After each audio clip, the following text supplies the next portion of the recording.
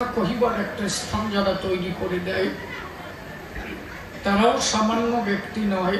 আমি প্রত্যেকের শ্রীপাদ পদ্মে ভক্তিপূর্ণ প্রণাম জানাই।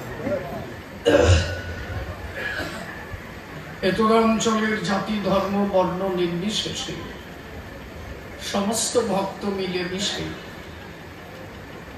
ঠাকুরের মহতি সম্মিলন অনুষ্ঠিত করেছে। যদি থাকে কোনো মুসলমান ভাই আমি তাকে সালাম জানাই। তৎসহ যে যে ধর্মের মানুষ সেই ধর্মের প্রতি শ্রদ্ধা রেখে বলছি, ধর্ম কোনো গণ্ডিবদ্ধ চিন্তাধারা নয়, যার কারণেই বোধ হয় গুরুচাঁদ ঠাকুর ওই কথাটা বলেছিলেন। যদিও নমকুলে জন্ম হয়েছে আমার, তবু বলি আমি নই নম একা, আমি সবার। ভগবান কারো ব্যক্তিগত সম্পত্তি নয়। এ কথা বলতে গেলে অনেক দূরে যায়। বর্তমান রাজনৈতিক প্রেক্ষাপট সেখানে দাঁড়াইয়ে মূল সত্য অনেক সময় চেপে যেতে হয়। যদিও ক্ষত্রিয় কুলে রাম এসেছিল, রামকে শুধু ক্ষত্রিয়রাই ভালোবাসে তাই হয়? তাহলে যে বাড়ি মানুষ মরে সে জায়গায় রামায়ণ গায় গায়, নমশূদ্রের বাড়ি রামায়ণ গান হবে কেন? রাম তো ক্ষত্রিয় কুলে জন্ম নিয়েছে, সে তো একমাত্র ক্ষত্রিয়দের ভগবান, তাই কি? তাহলে কোনো নমশূদ্রের কুলে যদি কোনো ভক্ত যায় চলে, আমরা গিয়ে দেখি সেই বাড়িতে রামায়ণ গান পাই। কারণ সবাই জানে ঈশ্বর কারো ব্যক্তিগত সম্পত্তি নয়। এর পরিষ্কার কথা। এর আবার জবাব কি আছে? শ্রীকৃষ্ণ এসেছিলেন বৈশ্য ঘর, তাহলে খালি কি বৈশ্য যারা তারাই কৃষ্ণের পূজা করেন? আমাদের কত নোংরা দেই যে নাম যজ্ঞের প্যান্ডেল করে 32 পহর 42 পহর নাকি হয় কিনা? তাই কর কথা কর, গিটি যোগ দিল ব্যাপারটা কি? তারা করে কেন? এরপরে তুই এসে জবাব দিবি। ভগবান কারো ব্যক্তিগত না।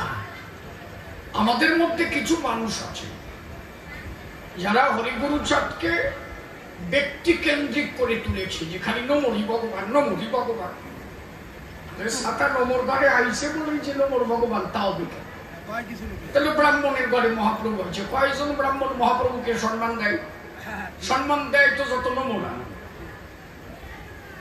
এমনকি ঘৃণার চলে মহাপ্রভুকে ব্রাহ্মণ যারা কোনদিন মহাপ্রভু বলে নাই, ঘৃণার চোটে মহাপ্রভুকে বলতো নিমাজ,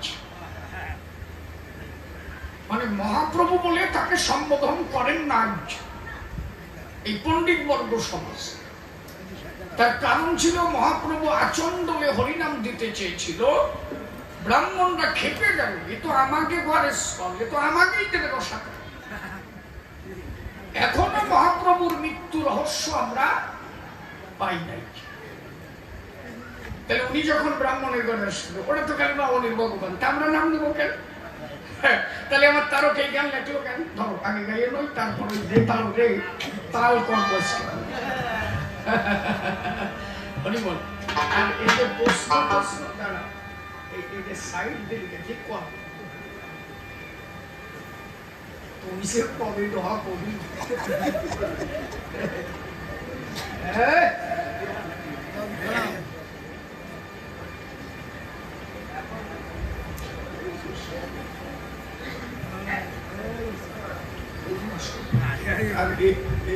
সরানো যায় কি? সরাই দেন, ওইটা সরাই দেন তো। মানুষ সমান হলে সব সমান হয়, খারাপ। হ্যাঁ সেল দেন, ওর দিতে হবে থাক। ওরা হলো বেসাইজ কোম্পানি।